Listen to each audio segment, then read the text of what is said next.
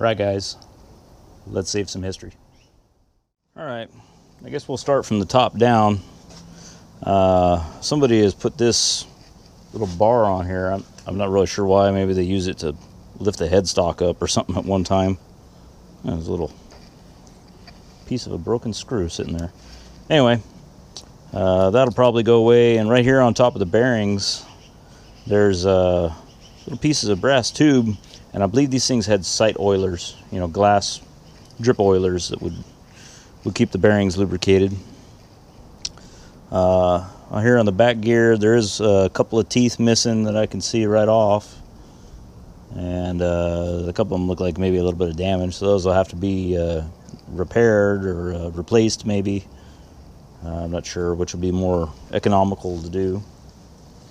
This old chuck, well, yeah, it's sort of stuck halfway in back gear. I got to oil it up and get it moving again. He had it loose, but it just got a little bit of rust built up in there again or something.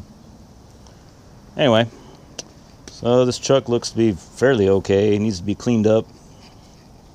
There's a little bit of play in there. I don't know how worn it is. We'll have to evaluate all that. There's a wrench that we were looking at earlier. Looks like we got an knurling tool here. Who made this one? I can't read it right now. I'll have to get it loose, but that's in pretty good condition. This tool post is all right. The little rocker piece that's supposed to be underneath here is missing, so that's got to get replaced. Probably I'd like to put a quick change tool post on this thing, but one size for this is going to be really expensive. The front of this thing here, it's all beat to hell. It's obviously been crashed quite a bit. And over here on the back side, we'll see if we can get you a better view here a little later, but the casting has been broken right there, but that's also looks like that's nickel welding, I think. So that's been repaired. But it does move. So a little bit of play in there, needs to be adjusted. Right here, the end of this crank, that got broken.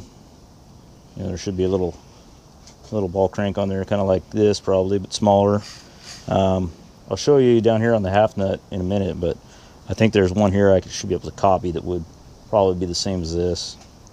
The hand wheel on the tailstock is also had this piece snapped off. Somebody's been handling it kind of rough. Well, guys, anybody give me a hand picking this thing up? It looks kind of heavy. Here's the half nut. You can see that it's going to need a little bit of work. And this, I believe, this is one of the clutches. Can't remember if that's for the crossfeed or if that's for the traverse. And here's another one. Oh, this must be the one for the traverse.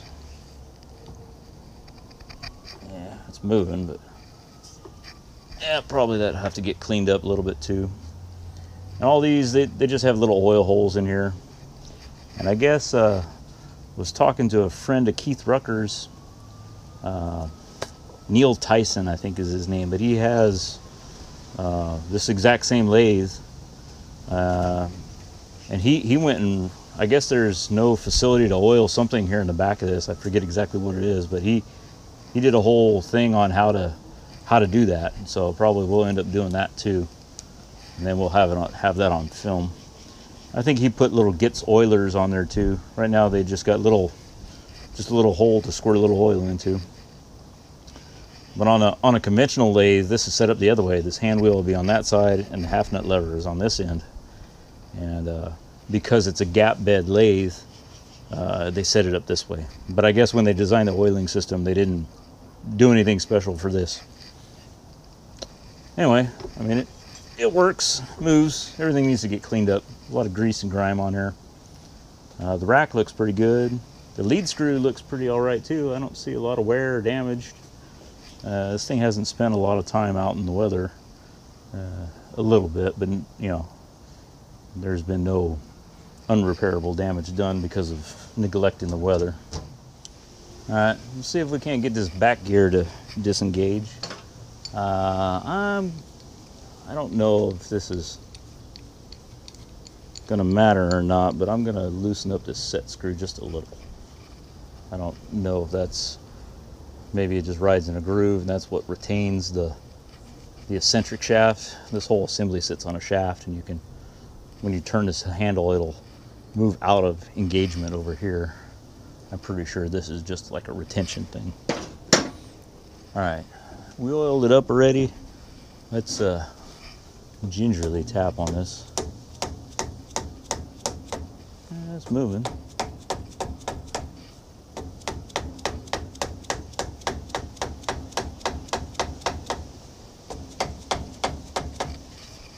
Climb up here, see if I can get a better look at things. Put a little more oil down in the hole. Whew. Well, that's tight.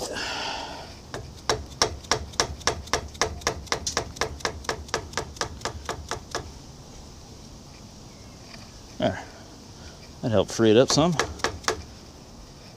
A little oil and some exercise will do everybody a little good, huh?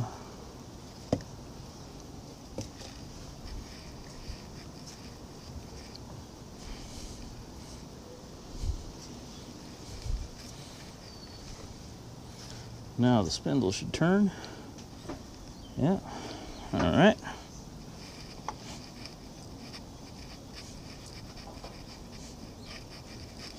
I don't see a spot to oil it on the other end, which is kind of funny. You'd think this is all plugged up with dirt or something.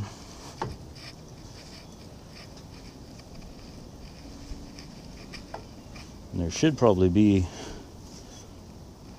this, there's a big sleeve. There's one gear here and one gear down here. It all spins on a shaft there. There should be some way to oil that, you would think, too.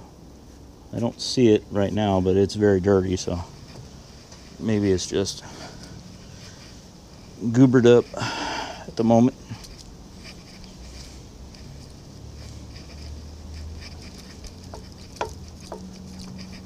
All right, well, so that's out of the way now.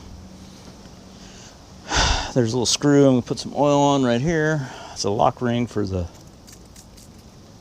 once you tighten up the adjustment on the end thrust here, that clamps it. It's very similar to the Atlas lathe.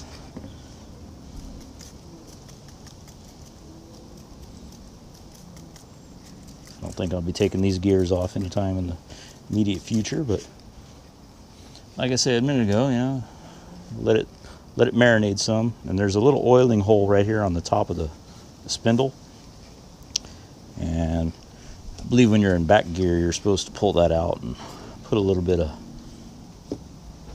oil in there, because it's just spinning free on the spindle.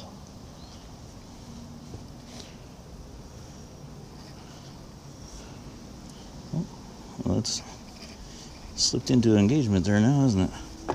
Yeah, okay. I don't really want to run that because, like, there's a broken tooth there. I can see about 3 broken teeth on this thing. 1, 2, 3. And there's a few. I don't know, on the small gear. Small gear looks okay. See any broken teeth on that.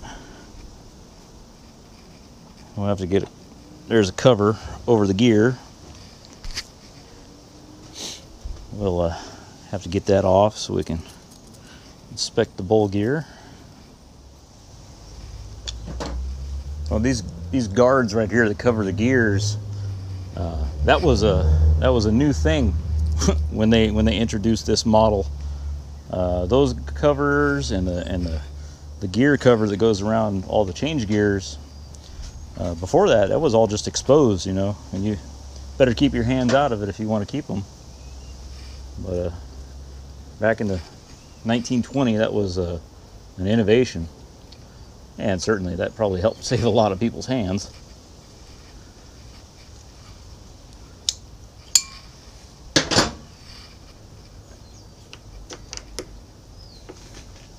All right, that spins, boy.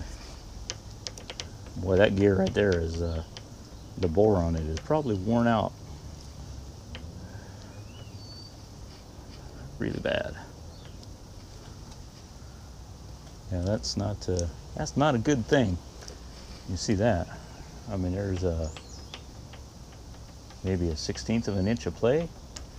So that's probably going to have to get a bushing. You know, as old as these gears are, you'd think they would be really pointy and everything, but they don't really seem to be like worn out, you know.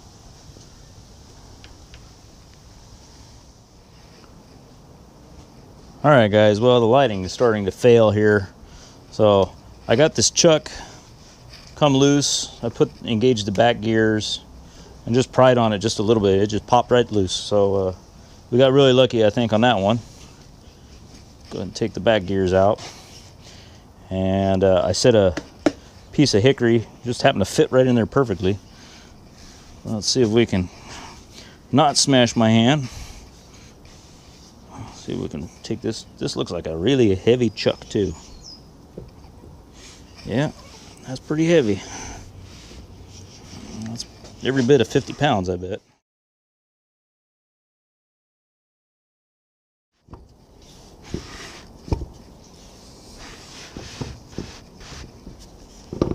All right. Woo! Ugh. Boy, that's heavy. All right. Now we got that off of there. You can check out the register. See how that looks. I don't see any bad signs here. A little bit of rust in the bore. Pretty sure this is a Morse Taper 4 spindle. No mouse nest or nothing like that going on in there. Spindle's free, it turns, that's good. I suppose I ought to try to get these guards maybe off of here. Well, if you guys like old equipment and seeing how to get it fixed up, why don't you click on the subscribe icon over here, picture of the old horizontal mill, and check out these other videos that are coming up here in a second. And we'll see you around.